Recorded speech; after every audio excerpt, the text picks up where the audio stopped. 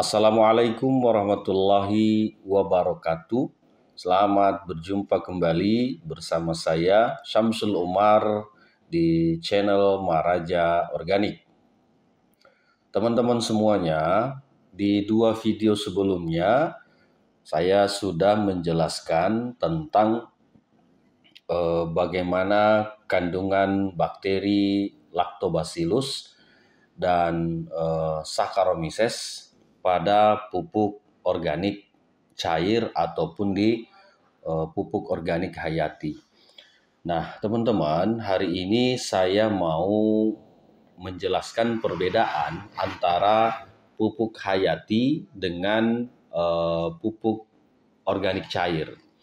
Jadi kalau yang ini mereknya Matano, ini diproduksi di pabrik kami juga, ini pupuk organik cair. Nah, sedangkan untuk yang ini pupuk hayati, ini mereknya Pandrita. Nah, ini kandungannya yang dipusatkan itu atau yang difokuskan itu mikrobanya, baik dari bakteri ataupun jamur positifnya. Sedangkan kalau di POC, pupuk organik cair, itu lebih kepada kandungan hara makro dan mikro.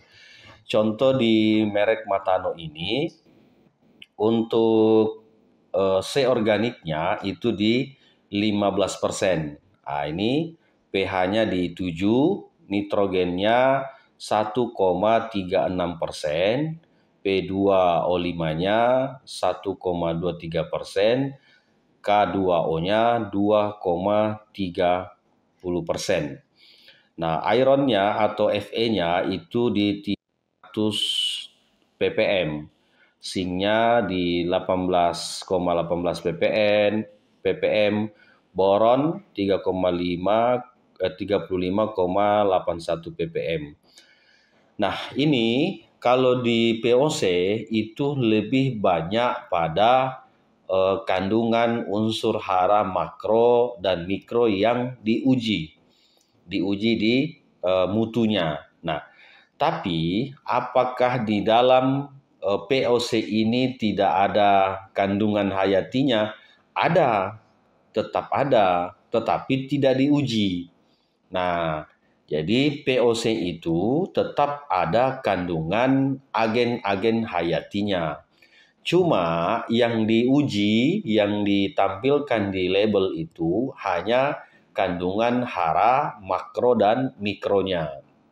Nah, sebaliknya di hayati, di pupuk cair hayati ini, itu yang ditampilkan hanya populasi dan kandungan jenis-jenis mikroba, baik dia bakteri ataupun jamur. Apakah di dalam pupuk hayati ini tidak ada makro dan mikro? Pasti ada. Karena tidak mungkin bakteri ini akan membelah sel, akan bertahan hidup kalau tidak ada unsur hara, makro, dan mikronya. Nah, mengenai fungsi dari masing-masing bakteri itu kan berbeda-beda. Misalnya Lactobacillus dan Saccharomyces. Itu fungsinya adalah mengurai gula atau karbo. Nah, Pseudomonas itu fungsinya untuk menambat nitrogen dari dari alam, dari atmosfer ini untuk dimasukkan ke dalam tanah dan digunakan di tanaman.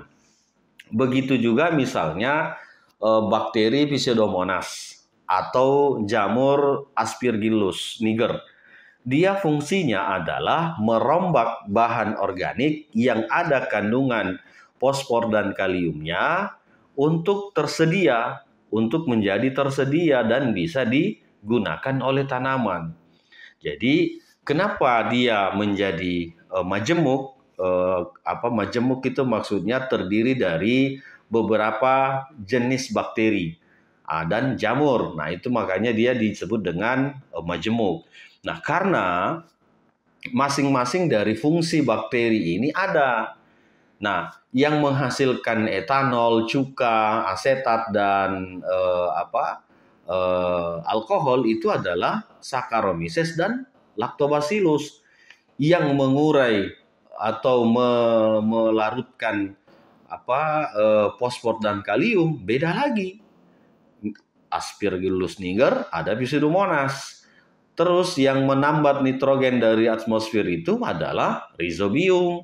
Ada misalnya Azotobacter dan jenis-jenis bakteri Rhizopus. Nah, teman-teman, kalau misalnya teman-teman pahami bahwa di dalam kandungan ini yang ditampilkan atau yang diuji itu hanya kandungan-kandungan agen-agen hayati. Makanya disebutlah pupuk organik cair atau pupuk organik hayati.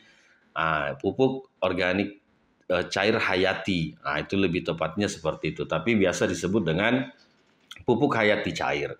Nah, sebaliknya kalau dia di pupuk organik cair itu tidak ditampilkan hayatinya, agen hayatinya.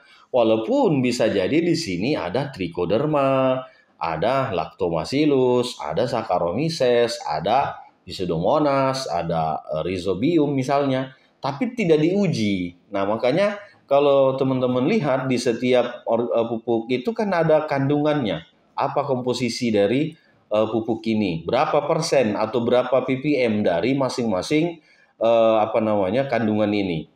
Nah, itu ditampilkanlah seperti itu. Jadi, dua-duanya ini bagus. Dua-duanya ini mempunyai unsur hara makro dan mikro dan mempunyai agen hayatinya. Ini pupuk organik cair ini tidak bisa mencapai pada kandungan yang tinggi kalau tidak dibantu oleh agen hayati. Sebaliknya, pupuk hayati ini tidak bisa mencapai populasi tertingginya kalau tidak dibantu dengan karbo, mineral, dan protein. Jadi makanya dua-duanya ini sebenarnya sama.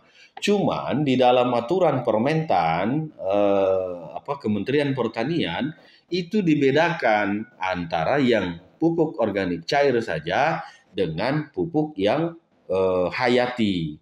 Itu. Nah, teman-teman, yang mana lebih hebat dari keduanya? Sama saja. Sama. Kenapa? Karena ini ada agen hayatinya, ini juga ada.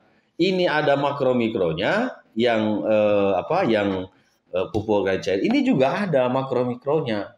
Cuman tidak ditampilkan di komposisi seperti itu. Sama misalnya kalau E4. E4 itu kan bakteri jamur di situ ada, efektif mikroorganisme 4 jenis. Sementara di labelnya, di komposisinya hanya dijelaskan 2, Lactobacillus dengan Saccharomyces. Yang perombak bahan organiknya kan tentu ada, Bacillus perombak fosfatnya juga ada, pelarut fosfatnya. Terus bakteri fotosintesisnya juga ada. Berarti tidak hanya 2 kandungan itu, ada kandungan bakteri-bakteri lain yang bisa jadi tidak dimunculkan di komposisi atau tidak diuji di komposisi. Buktinya apa? Buktinya kalau kita menambahkan kompos ataupun ke bokasi misalnya dengan E4 itu cepat akan terurai juga. Walaupun sebenarnya dari bahan-bahan organik ini tidak perlu kita tambahkan agen-agen hayati, dia tetap akan terurai. Karena itu sunatullahnya begitu. Begitu ada bahan organik, maka bakteri pembusuknya, bakteri pengurainya juga tersedia. Ibaratnya lebih simpelnya itu kalau Anda menyimpan gula di meja, nanti beberapa menit akan ada semut. Walaupun kita tidak tahu semut ini lewatnya dari mana. Sunatullahnya begitu. Nah, teman-teman, perdebatan tentang agen hayati hanya bisa menghasilkan POC-nya itu dengan cuka dan segala macamnya, itu ada betulnya, tapi 10%. Kandungan-kandungannya juga ada. Buktinya kita mau lihat, ini kan POC. Ini POC, ini melalui uji laboratorium. Ini bukan katanya. Ini melalui uji laboratorium. Buktinya apa? Kandungan C organiknya ada 15%. Artinya di POC ini kandungannya tidak hanya cuka, tidak hanya etanol, tidak hanya alkohol ataupun asam asetat. Ada kandungan C organiknya juga, ada nitrogennya, ada P2O5-nya, ada K2O-nya. Ada juga mikronya ada ironnya, ada zincnya, ada boronnya, dan lain-lain. Nah, itu kenapa saya bilang ketika pembahasannya POC hanya mengandung etanol, alkohol, cuka, dan asam asetat, itu bagi yang belum menguji ke laboratorium. Tapi bahwa 4 unsur itu ada di POC, ya betul. Karena fungsi dari cuka dan sejenisnya itu nanti membantu mempercepat proses dari penguraian. Nah, siapa yang mengurai? Tentu bukan lagi Lactobacillus, bukan lagi Saccharomyces. Ada bakteri yang lain seperti itu. Nah, itu penjelasannya. Teman-teman ini kan hanya fokusnya pada Saccharomyces dan Lactobacillus. Ya betul, dua unsur inilah yang digunakan untuk membuat tape. Itu kan untuk membuat keju misalnya. Dua bakteri ini. Tapi kalau misalnya untuk perombak bahan organiknya beda lagi. Mungkin bisa jadi pakai Pseudomonas, pakai Aspergillus niger, atau jenis-jenis bakteri-bakteri yang lain. Ada Bacillus. Itu kan. Jadi tidak terfokus hanya di situ. Karena dalam larutan itu, misalnya di sini, ini ada pasti Lactobacillusnya karena kita ada penambahan gula. Ada pasti Saccharomycesnya. Ada juga bahan-bahan bakteri-bakteri dan jamur-jamur yang lain. Begitu juga di hayati, sama seperti itu. Jadi kalau di hasil kajiannya itu kan isinya alkohol, asetat, asam asetat, dan makro dan mikro. Lebih dominan mana? Tergantung pada bahan yang digunakan.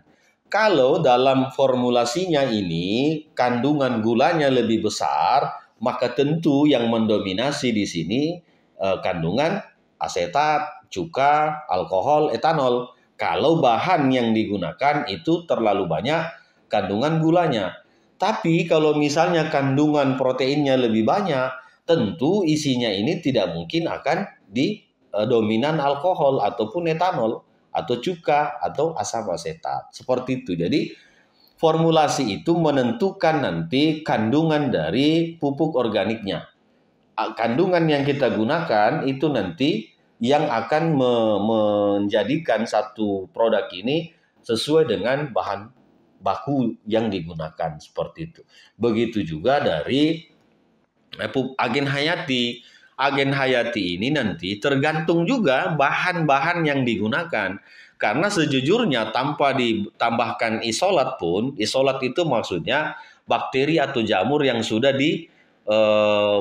sudah dipisah. Bahasa simpelnya sudah sendiri-sendirikan. Itu namanya isolat. Kita ada residuum, ada berapa jenis lah itu kan. Nah, tanpa kita menambahkan itu, di sini di pembuatannya ini ketika bahan-bahan yang digunakan itu ada di situ, maka secara otomatis bakteri dan jamurnya juga akan ada di situ.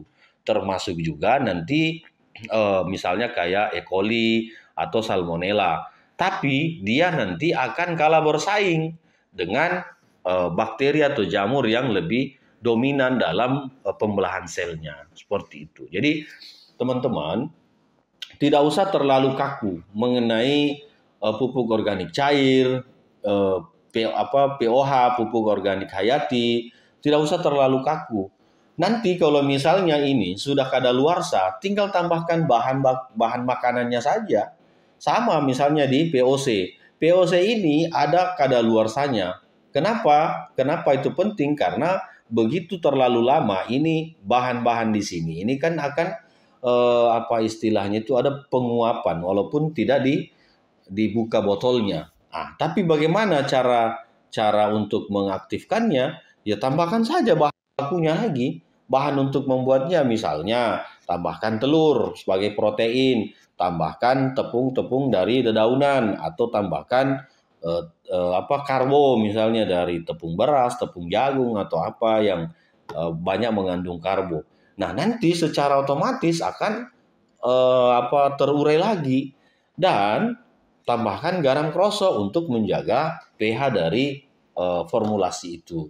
Seperti itu teman-teman. Jadi jangan terlalu kaku. Nah ini kan rata-rata teman-teman petani ini kan biasanya hanya menonton satu sisi.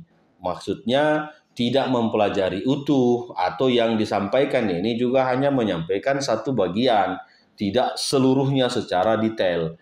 Nah, ini jadi itulah yang menyebabkan kadang-kadang petani bingung. Tapi kalau sudah dijelaskan perbandingan, perbedaannya ini ya pasti sedikit demi sedikit teman-teman akan paham. Satu lagi, pengaplikasiannya untuk organik cair ataupun untuk organik hayati ini jangan pernah disemprotkan ke daun. Kenapa? Karena ini harusnya masuk ke akar.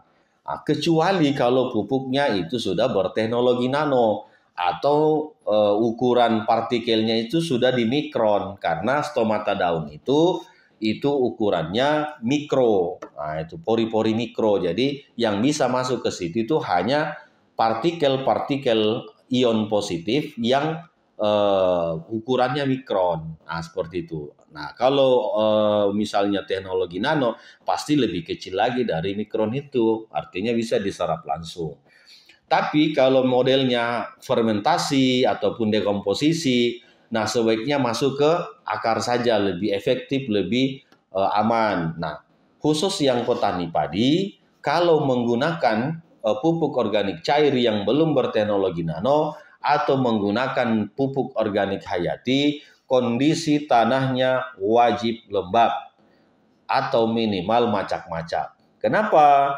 Karena kandungan mikroba, bakteri ataupun jamur positif ini harus masuk ke dalam tanah.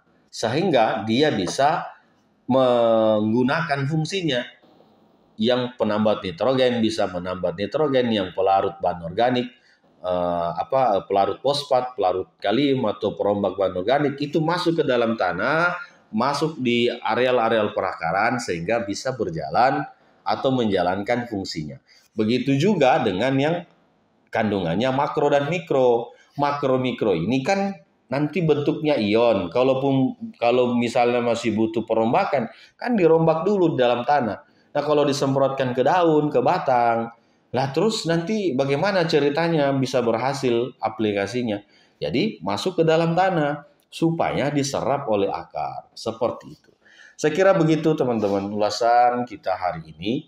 Semoga dengan penjelasan ini bisa lebih mencerahkan teman-teman petani sehingga tidak tersesat dari informasi-informasi yang seharusnya menjelaskan secara sempurna tapi dipotong sepotong-sepotong seperti itu. Terima kasih semuanya. Assalamualaikum warahmatullahi wabarakatuh.